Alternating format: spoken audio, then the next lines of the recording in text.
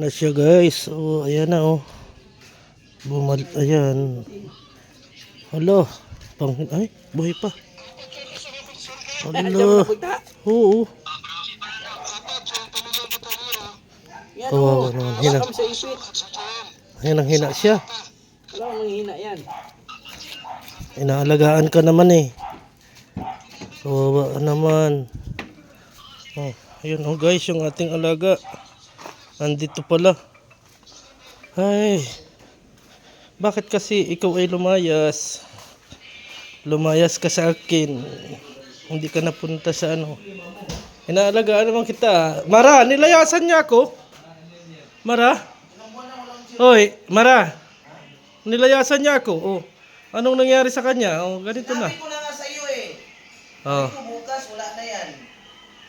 At least, Kinausap ko na yan noon pa. oh, wala.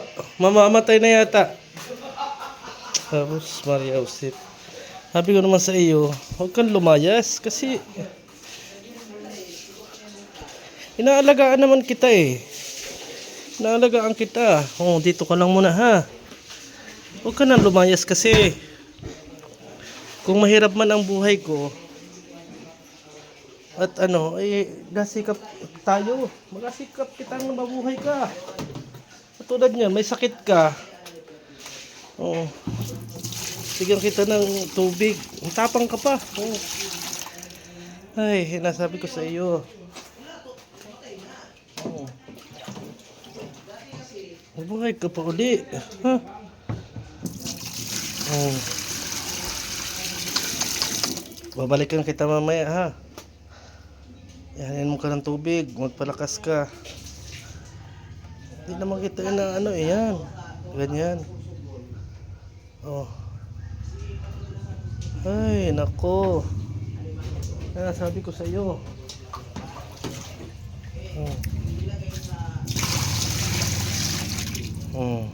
Saan ka nang galing? Oh. Ay, nako. Bakit kasi umalis ka pa? Ang ganda-ganda ng pwesto mo eh. Oh. Hindi man kita nabibigyan ng magandang pagkain. At least inaalagaan kita. Ngayon, kita mo, wala man lang naging concern sa iyo doon. Wala man lang ano na ikaw ay tulungan. Inadaan-daanan ka na nila. Hindi ka man lang tingnan nila kung ikaw ay buhay or patay na. Oh, bago sa aking kapagalit.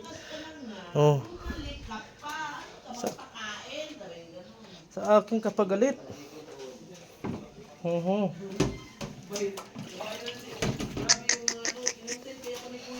ka nang umalis ha. Tiis ka lang muna sa kanin. Tiis ka lang. Tiis ka lang sa kanin. Oh. Ay nako. Lagay ko ulit yung bahay mo ha. Huwag ka nang umalis. Babalikan kita mamaya hapon na trabaho lang ako. Oh.